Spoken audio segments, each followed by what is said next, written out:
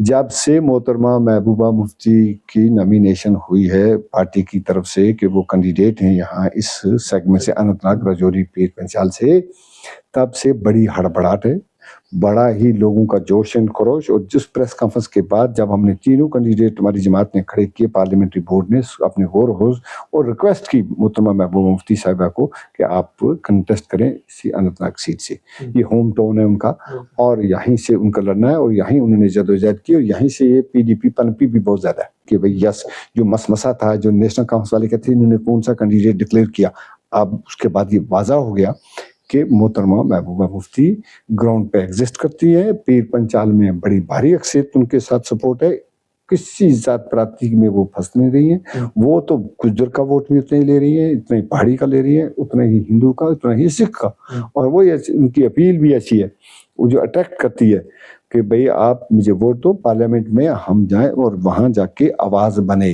आवाज वो सिर्फ पीर पंचाल या अनंतनाग की नहीं बनेगी, वो पूरी जम्मू एंड कश्मीर की आवाम की आवाज बनेगी जो गूंजेगी पार्लियामेंट में और इंशाल्लाह वर्ल्ड देखेगी कि हाँ यस, कोई लीडर है जो जीत के आया है और बात रख रहा है जम्मू एंड कश्मीर में। नेशनल इंटरेस्ट में और कश्मीर के इंटरेस्ट में, जम्मू एंड कश्मीर के इंटरेस्ट में ये फैसला ले लिया गया था कि भाई यहाँ कोलिशन बनाई जाए।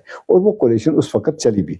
अगर उस वक्त मोहतरमा महबूबा मुफ्ती साहिबा उस वक्त ये चीफ मिनिस्टर ना बनती तो ये जो आर्टिकल 370 और 35 है ये कब का खत्म पहले भी कर सकती थी गवर्नमेंट ऑफ इंडिया पार्लियामेंट में जाके बीजेपी, लेकिन 2 ढाई साल 3 साल इन्हें कॉमन मिनिमम फॉर्म में उसके खिलाफ कोई नहीं बोले। नेशन स्टोरी न्यूज में आप सभी का स्वागत है और मैं हूं शाहनवाज। आज की खास मुलाकात में हमारे साथ मौजूद हैं फॉर्मर एमएलसी व एडवोकेट अमर कुरैशी जी। पीडीपी पार्टी से जो है ताल्लुक रखते हैं और जिस तरह से आप सब जानते हैं कि पीर पंचाल की अगर बात करें हम तो सियासी माहौल जो है वहाँ पे बहुत ज़्यादा गरमाया हुआ है, अलग अलग कैंडिडेट वहाँ पे खड़े हैं अलग अलग पार्टी से। और हम बात करें एनसी की तो जिस तरह से अलायंस था और अलायंस को तोड़कर जो है एनसी ने वहाँ पे अपना कैंडिडेट जो कि मियाँ अल्ताफ जी हैं उनको वहाँ से जो है खड़ा किया है। हम इनसे बात करेंगे। सर सबसे पहले स्वागत करूँगा आपका हमारे चैनल। शुक्रिया शाहनवाज साहब, बहुत शुक्रिया आपका। कुरैशी साहब किस तरह देखते हैं जिस तरह से एनसी के द्वारा जो है अलायंस तोड़कर जो है वहाँ पे अपना कैंडिडेट जो है पीर पंचाल में उतारा गया है जो कि मियाँ अल्ताफ जी है? देखिए जी, पीर पंचाल नहीं बल्कि सारे ही कंस्टिट्यूंसी के लोग इस बात को समझते हैं कि ये एक बहुत बड़ी साजिश है और खासकर इस सीट पर बहुत बड़ी नजरें हैं पूरी गवर्नमेंट ऑफ इंडिया की और बहुत बड़ी बड़ी ताकतों की भी। जिस तरीके से नेशनल कॉन्फ्रेंस ने अनाउंस किया, बाकी जमातों ने भी हड़बड़ाहट में देखिए फैसले किए। Farmer chief minister Ghulam Nabi Azad साहब खुद पहले आए कि मैं लड़ूंगा, जब उन्होंने बापा देखा परखा तो अब सुनने में आया कि वो अपने आप को विड्रा कर रहे हैं और किसी और को आगे लाना चाहते हैं।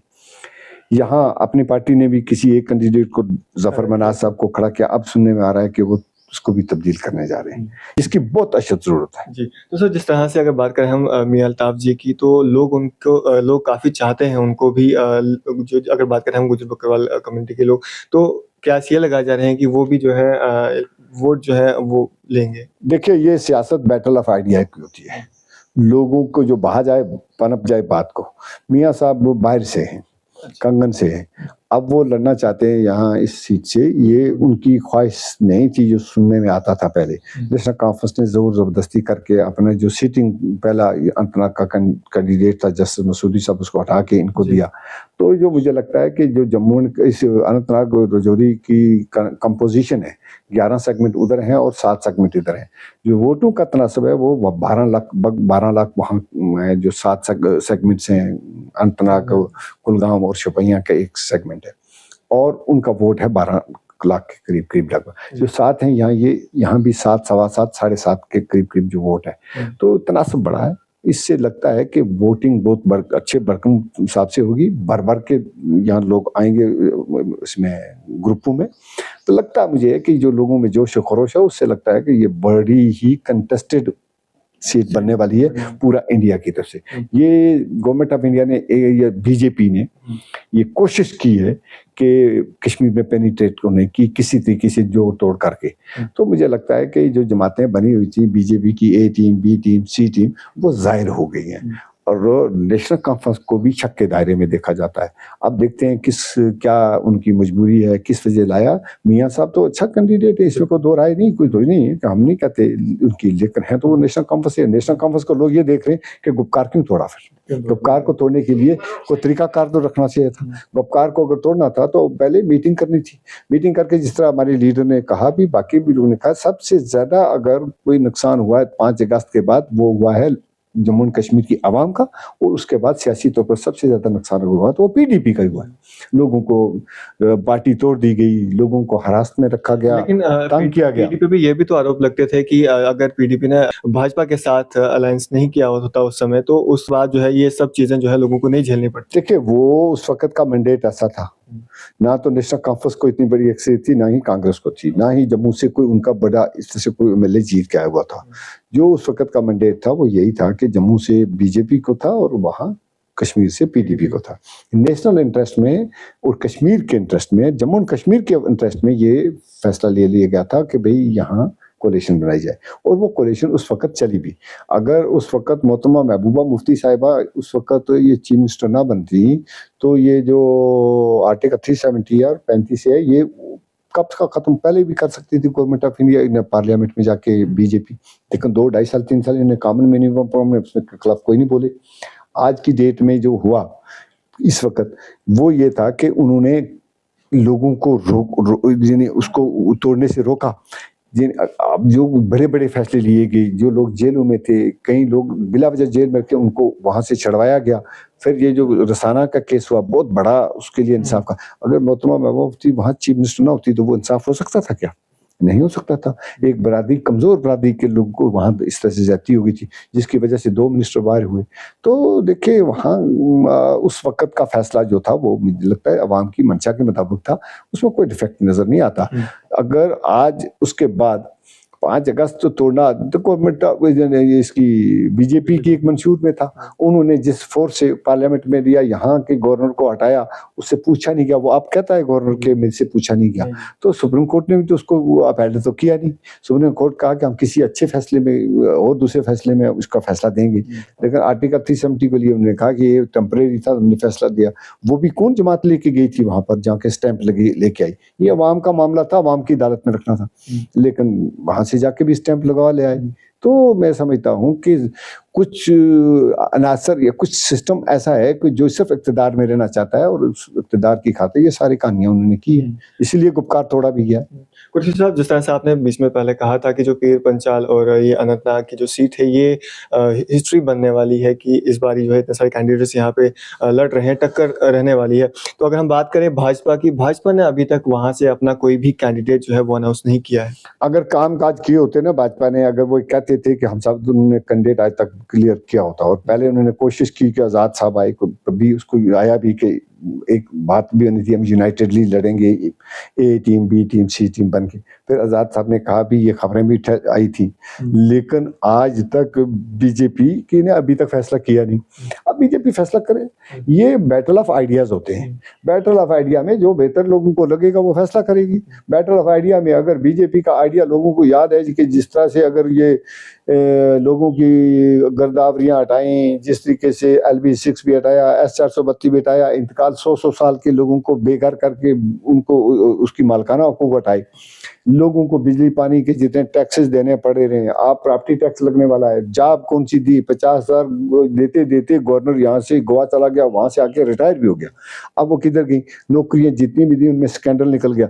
किस जॉब कहाँ है? यहाँ रेत बजरी का ठेका बार होता है, यहाँ तो जो काम काज है कोई लोकल कर नहीं सकता है। जम्मू नाराज, कश्मीर नाराज, इवन लेके यार देखो वहाँ धरने पर लोग हैं, जो बीजेपी के साथ है वो धरने पर है। पीर पंचाल नाराज नहीं है, क्योंकि अगर नाराज ना होता तो इनको इतने टिटबिट्स क्यों करने पड़ते? ए टीम बनाओ, बी टीम बनाओ, सी टीम बनाओ। वहां पे पहाड़ियों को उन्होंने पहाड़ी जो है उनको ST स्टेटस दिया हुआ है। देखिए, ये पहाड़ी कौन सा इनकार करते हैं या नहीं देने वाले? पहाड़ी के बलबूते पर तो सीट जीती नहीं जा सकती एक तरफा। सवाल है कि बीजेपी को फिर क्या जरूरत पड़ी ए टीम बनाने, बी टीम बना के? ये टिट बिट से क्यों? खुलकर आए ना, कहें हमने ये किया, ये काम के बेस पर दो हमें, वोट। अब अगर नेशनल कॉन्फ्रेंस के पास पॉलिसी या प्रोग्राम है पता चल जाएगा, हमारे पास प्रोग्राम में पॉलिसी है, हम तो कहेंगे भाई आपने जो जम्मू एंड कश्मीर का वकार हमसे छिन गया, हम उसको बहाल करने की कोशिश करेंगे, उस तशक्कुस को बहाल करेंगे, लोगों को जो जेलों में रखा उसको उनको निकालने की हम बात करेंगे। यहाँ पर जो जितने बड़े बड़े प्रोजेक्ट हैं उसमें मेंबर पार्लियामेंट का बड़ा रोल होता है। यहाँ तो हमारा जो आउट गोइंग मेंबर पार्लियामेंट, उसने तो ट्रेन भी चला दी थी, उसने मेट्रो भी चला दी थी, उसने तो नेशनल हाईवे भी बना दिया था। तो अब क्या पता, कल परसों एक बीजेपी का नेता भद्रवाह में कर रहा था, कोई एमएलए ही था, एक्स एमएलए, वो कहता था जी वहाँ लखनपुर से कश्मीर पुंछ तक हमने फ्लाईओवर बना दिया सारे का सारा। अरे भाई क्या बात है, ये कितना जुमलाबाजी करते हो। तो इसी तरीके से जुमलाबाजियां यहाँ नहीं चलने वाली, लोग ग्रास रूट से देख रहे हैं जितने काम पीडीपी ने किए और खासकर मरहूम मुफ्ती मोहम्मद सईद ने अपने 3 साल के दौर में किए, वो बड़े अनगिनत हैं। उनके लिए रजौरी पुंछ मरहूम मिन्नत है। और देखे ना, मगर रोड का बनना, बाबा गुलाम शाह बादशाह यूनिवर्सिटी का होना, शाहदरा शरीफ की एक्सपेंशन करना, फिर चक्का दा बाग का रास्ता खोलना, फिर कॉलेजेस, देन यूनिट्स जो ब्लॉक्स बनाई, नियाबत बनाई, तहसील बनाई, जॉब्स दी, रहबरे ज़राअत, रहबरे खेल, रहबरे आपको तालीम का, आंगनवाड़ी वर्कर, तो अब डेली वेजर। तो अब क्या हो रहा है, उसके बाद जितने भी आपको जॉब लगती हैं उनमें स्कैंडल निकाल देते हैं, और स्कैंडल में जो हमारा पढ़ा लिखा बच्चा है वो तो मायूस है।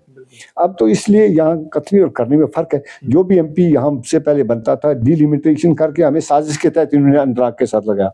ना हमारी टोपोग्राफी बनती थी, ना हमारी लैंग्वेज होती थी, ना हमारा कम्युनिकेशन था, रास्ता भी गैप में 6 महीने रोड बंद होती है।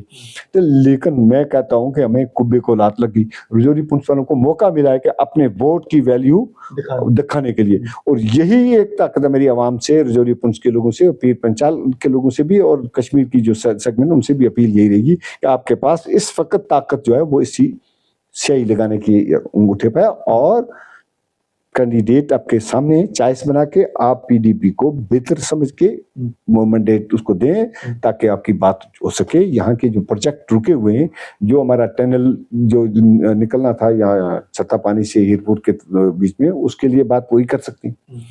और 2 बाकी प्रोजेक्ट्स हैं, जॉब्स के हैं, लोकल इंडस्ट्री की बात होनी है, वो सिर्फ मेंबर पार्लियामेंट ही कर सकता। अगर यहाँ यूटी में इलेक्शन होंगे, उनकी कोई पावर ही नहीं होगी, सिर्फ मेंबर पार्लियामेंट ही कर सकता है। लिहाजा हमें मौका मिला हुआ है, उस मौके को हम गंवाना नहीं चाहेंगे। मेरी अपील रहेगी कि इस मौके को गंवाया ना जाए, बढ़ चढ़ कर हिस्सा लिया जाए इलेक्शन में, और मोहतरमा महबूबा मुफ्ती को इलेक्ट किया जाए, इलेक्ट करके हम बोझे, ताकि आवाज गूंजे वहाँ। सिर्फ पीर पंचाल और जनाब अली की, इसकी अपने अनंतनाग की और कुलगाम और शुपियां की आवाज नहीं होगी, ये जम्मू एंड कश्मीर के अवाम की होगी, हिंदू की, मुसलमान की, सिख की, कश्मीरी की, गुज्जर की, पहाड़ी की, सबकी आवाज है। इवन ये देखें वहाँ जो करगिल और लेह के लोग हैं, उनकी आवाज भी इस सीट से निकलेगी। जब मोहतरमा महबूबा मुफ्ती साहब बन के पार्लियामेंट में जाएंगे तो बात करेंगे। मैं अंत में जानना चाहूंगा, मंशूर क्या है पीडीपी का, जो लेकर पीडीपी जो लोगों के बीच में उतरेगी? देखिए, इससे बड़ा मंशूर क्या, मंशूर तो हमारा बन रहा है, जो आएगा अभी उसके 1-2 दिन में आ जाएगा, लेकिन पीडीपी का मंशूर सबसे बड़ा है, जो तशख्खुस हमसे छिन गया है उसको बहाल करना पहली बात है। ये तरक्याती काम तो होते रहेंगे, ये सड़क, बिजली, पानी की भी जरूरत है, ये नहीं कि जॉब की भी बड़ी जरूरत है, लेकिन उसके साथ साथ जो हमारा वकार और तशख्खुस हमसे छीन गया, जो नजरिया हमारा हमसे छीन लिया गया है, वो ये मुस्लिम मेजॉरिटी स्टेट होते हुए हमारा वकार जानबूझ के हमसे छीना गया है, उसको बहाल करना आना जरूरी है। चलिए, शुक्रिया सर, हमारे से बातचीत करने के लिए। शुक्रिया, थैंक यू। तो ये थे हमारे साथ former MLC PDP senior leader advocate Amar Qureshi ji हमारे से बातचीत कर रहे हैं। आप इस करे थे इस सब पे क्या राय है, अपनी राय कमेंट्स बॉक्स में जरूर दें, और इस तरह के अपडेट्स के लिए जुड़े रहें मेरे साथ, देखते रहिए नेशन स्टार न्यूज़।